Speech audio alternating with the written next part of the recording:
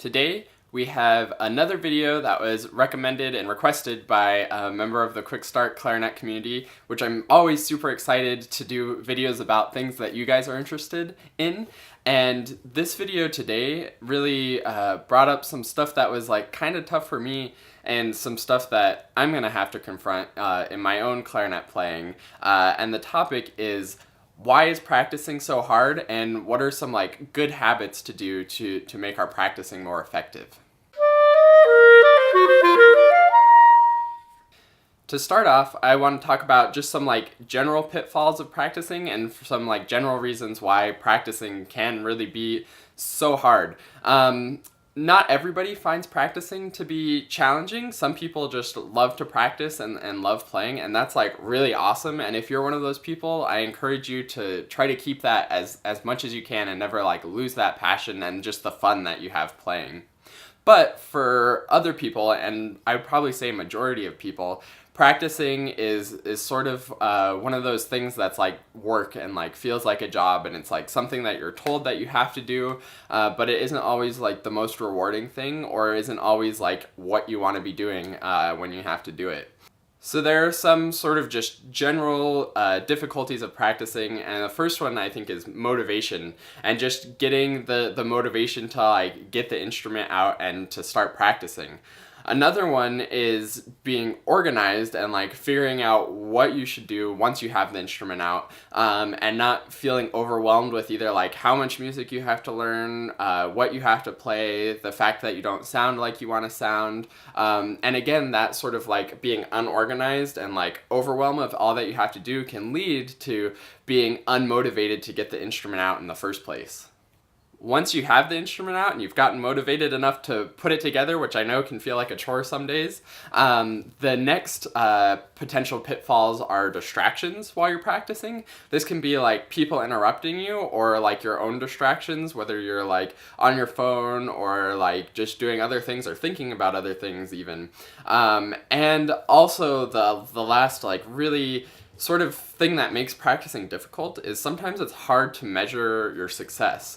Of course, if you're like learning notes of a song, you can clearly know if you like have figured out the notes or like learned the rhythms.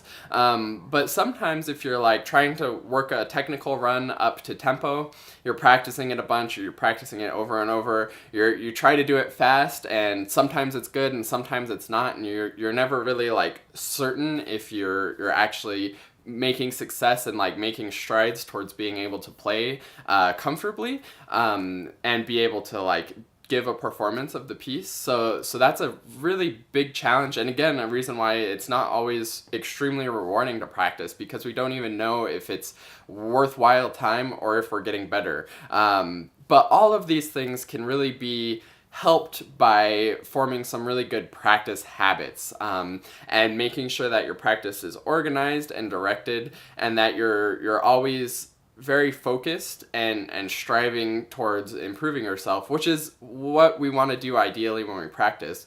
But sometimes it's not always that easy, and even I've had some difficulty recently with trying to practice effectively and productively and efficiently.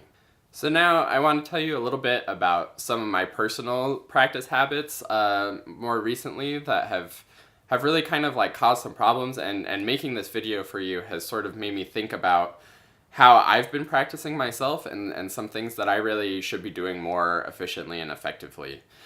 When I started playing, I didn't really practice very much at all when I was younger and in high school, which isn't great. But when I got into college, I started practicing a lot, but I never really learned how to practice in an organized way, and I think that has sort of led to some more serious issues as I've gone along. When I was younger and like starting college, there was enough for me to work on with like just learning notes, playing scales, learning scales, figuring out how to make good sounds on the instrument, and there was enough to learn that was able to really like direct my practicing, and I was always like improving, and practicing felt quite satisfying. But as I got older and better at playing, it became more difficult for me to figure out what I should be working on and to really have like a goal for my practicing. So at the same time, it became a little more difficult to get motivated to practice. This sounds like a really great problem where I'm now good enough that I don't know what to practice because I'm achieving like the notes and rhythms like pretty easily with just a little bit of work. But it's actually really a big problem because I still need to be practicing and I still need to be getting better. But I don't exactly know how to do that. And because I've never had like a structured, well organized practice routine, there's nothing that I can just like default go to keep working on getting better. So this has led to some other like pretty major problems I think that I'm starting to realize in my practicing. Another issue for me recently is just the overwhelm of the like sheer amount of music that I have to play. Right now I'm playing in 2 large ensembles with like quite a lot of music, and I'm actually preparing for a solo recital next week. So I have quite a lot of music on the table. I've also played on and am playing on several other people's recitals, so there's a lot of music for me to be working on, which makes it even harder when I'm like not well directed and well organized, and it makes it hard to get motivated and like know what I'm doing because I'm just looking at like this mountain of music and I'm like, there's no way I can get through all of this music in the hour that I have to practice right now. So I end up just not being productive at all in the hour because I have no organization and no way to like break it down and no simple steps. It looks like this huge mountain, this huge goal that I can never cross. So it makes it really difficult to even do anything. And by doing that, it's just piling up more stuff that I'm gonna have to learn eventually at the last second, which is never ever a good thing.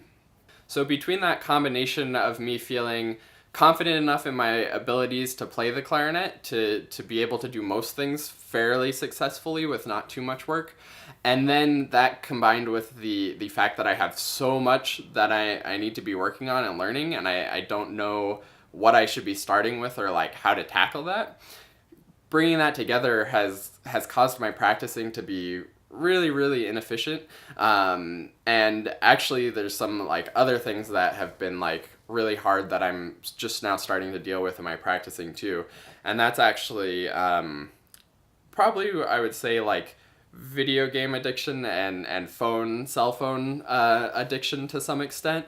Right now I'll like go into a practice room, I'll sit down, I'll check my email on my phone, and that'll take a minute. Then I'll like go over to Facebook and see if anything's interesting happening there, and then I'll check my email again and see if anything's happened there. And this will last probably like 3 to 5 minutes until I'm like, wow, okay, there's like definitely nothing interesting here. And then I'll go to YouTube and like start playing a video. And lately I've been watching like tons and tons of Overwatch videos, which is a video game. And if you've seen my cover of the No Mercy song by the Living Tombstone, that's about Overwatch. Which it's totally fine to have like leisure things and like play video games, which I love playing. But it's really becoming a distraction from my practicing. So I'll pull up YouTube, put on an Overwatch video on my stand, and actually like start to get my clarinet put together. And then I'll start practicing some like warm-ups or whatever, but I just keep like Overwatch videos playing, and this actually like got so bad that at one time I was in a rehearsal, and as I was like playing in the rehearsal, I was like having images in my mind of like Overwatch and like hearing the like voices from the videos that I listened to, and it made me realize like how inefficient that's making my practicing, and I'm just like so like get so much like joy or something, or I'm like so addicted to the game that watching these videos makes me like it's just something that I like feel like I have to do, and I've like gotten so in the habit of doing. So I'm like always having those videos going while I'm playing, and it's actually like bleeding into my playing outside of the practice room. And that's something that like I'm really started to think about and start to like tackle and try to change. There are some people who will like do their warm-ups while watching TV or whatever, and I think that can be okay because you don't have to, especially once you're a really, really advanced player, you don't have to put quite as much concentration into doing your warm-ups, and it's a little bit just to like really build your muscles. But I think that's only effective if you dedicate a specific amount of time to it and then move on to your concentrated practicing. Because what was happening for me is I would watch like an hour's worth of Overwatch videos and like just be practicing basically like warm-ups for that whole time. And then my practice time would be up and I would never get to like learning the mountain of music that I need to be working on. So that's a little bit about my story and some of the hard challenges that I've been having to deal with in my personal practice. I hope maybe hearing about it can encourage you if you've been having similar problems. You're not alone. But I want to challenge myself and challenge all of you to take a better mindset and a better approach to practicing.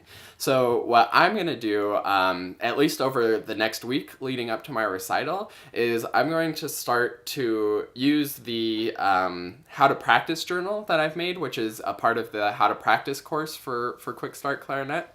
And I'm going to use that practice journal to really structure my practice and organize my practicing to see what kind of success I have.